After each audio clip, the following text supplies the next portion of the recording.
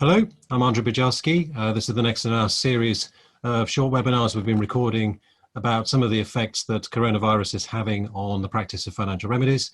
Today I'm joined by Rhys Taylor, also of 36 Family, who's a well-known expert on pensions, in particular on divorce. He was a member of the Pensions Advisory Group that reported last year. So I thought it'd be interesting just to ask him a few questions about how coronavirus is having an effect on pensions and how we deal with them in financial remedy cases. So Rhys, we've already seen some fairly dramatic effects economically as a result of the coronavirus. What are the main economic effects that are having an effect on pensions? Thank you, Andrzej. There are two principal drivers which we've got going on at the moment so far as pensions are concerned. First of all, there's been a reduction in the stock market, so the value of assets which pension funds are holding have decreased in value, but also there's been a decrease in interest rates, which has decreased the gilt rate, which has made it more expensive to purchase annuities. And if it's more expensive to purchase annuities, that has the perverse effect of increasing the value of some cash equivalents, particularly defined benefit pensions. So it might just be useful to think about different types of pensions here. And there are probably three main categories that we might want to consider here. There's probably defined benefit final salary public sector schemes, defined benefit final salary private sector schemes, and then private sector schemes that are defined contribution, known as money purchase schemes. Would you agree those are maybe three main ones we need to be thinking about? That's a very helpful way of categorizing it, yes. Okay, so if we begin with the public sector defined benefit final salary type schemes, what are the main effects there? Well, there isn't going to be a external share in a public sector scheme, and so it's really business as usual. That it's not exposed to the stock market, and so the report that you had a few weeks ago, if it's only a public sector final salary scheme, is still good so far as sharing is concerned. But the effect on offsetting might be quite different? Yes, it would be.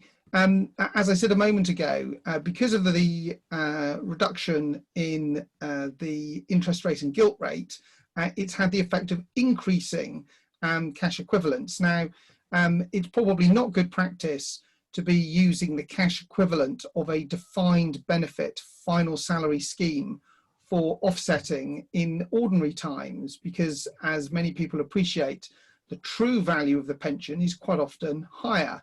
And so it is in this crisis that the true value may be even higher still, brought about by those factors that I've already mentioned. And if you then contrast that with the offset against the house, which may have decreased in value as a result of the crisis, you can see a widening gap and an importance to have an enhanced understanding of what the pension is actually worth.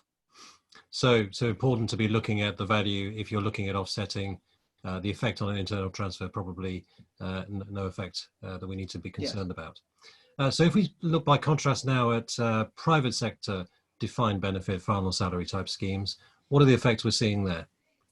Well, you could a similar scenario really. The cash equivalent will be valid for 3 months. And the report which you had previously would still broadly be correct, but there's a separate and additional factor which is causing trouble for defined benefit private schemes, which is the combination of their decrease in asset holding brought about by the stock market, but it's simultaneously being more expensive to buy incomes for life for those who are retiring, mean that there'll be some pension funds who are facing funding challenges. And in those circumstances, it may be that the pension trustees will issue revised cash equivalents on account of the inadequacy of the funding of the scheme. And in that instance, there's a very helpful analysis in Appendix J of the Pension Advisory Group, which explains how you approach a pension which has been had its CE revised in those circumstances. So again, important to make sure you've got the up-to-date picture. Yes.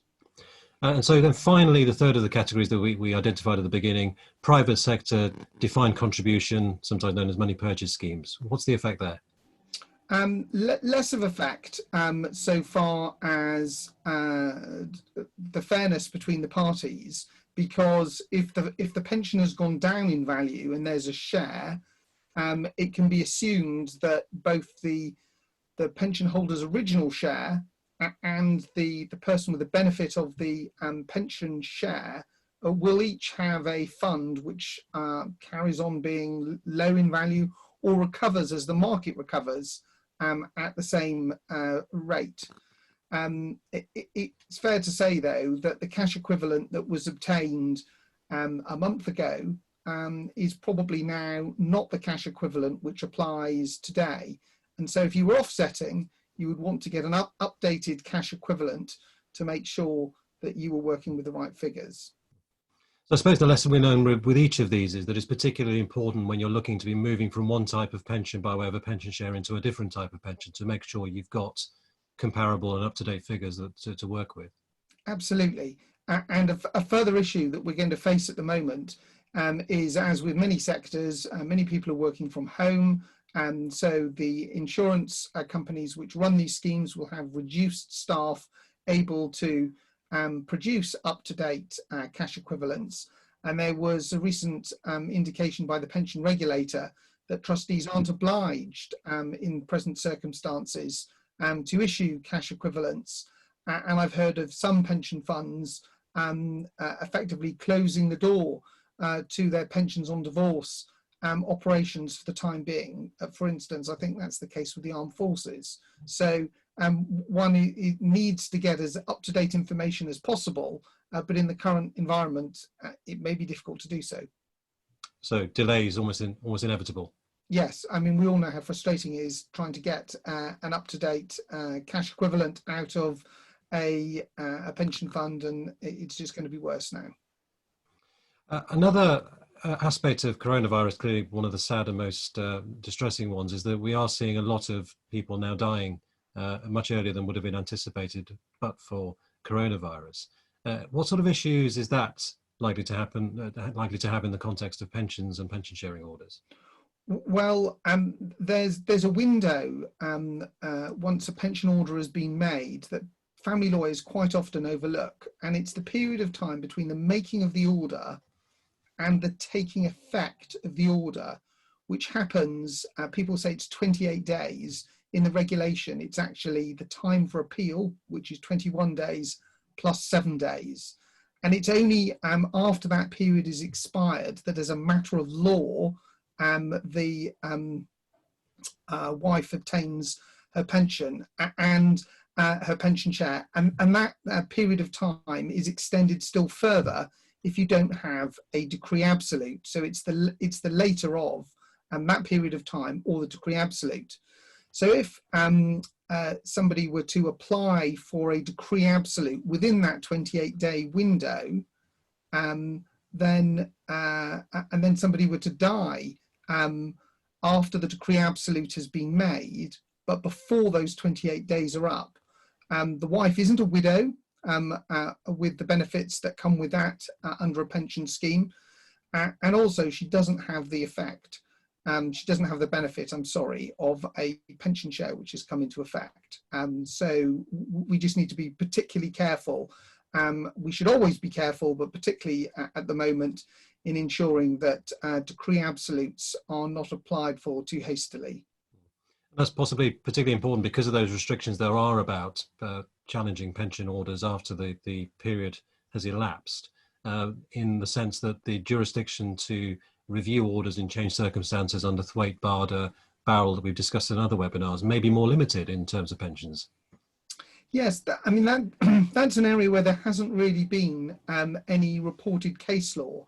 It's not to say that it wouldn't be possible in any circumstances. It's just a corner of the law that never particularly seems to be challenged. And if a pension fund has acted to its detriment, then it is far more difficult to make a challenge. But I think it may well be in the coming months that we see some challenges to pension funds to pension sharing orders, where the order has taken effect but hasn't yet been implemented, and the implementation can happen at any time up to 4 months after the order has taken effect. And there may well be arguments to say that during that period, the pension fund hasn't really acted to its detriment to any significant extent, meaning that a challenge on a barter, a barrel weight basis might be possible. Yeah, well, I've certainly seen that happen in the past in different circumstances, so we should have to see how the courts deal with it if there are more of those cases. So thank you very much, Rhys. That's been very interesting. A lot of food for thought there for practitioners. We're more than happy to take any questions anyone has. Our details should be appearing on the screen in just a moment for you, so you can see we can be contacted on email, and also more than happy to engage with people on Twitter. There are many other interesting family law related videos on our 36 Family YouTube channel. I invite you to subscribe to make sure you're up to date with the most recent content, and look forward to speaking to you all again soon in the near future. Thank you. Bye-bye.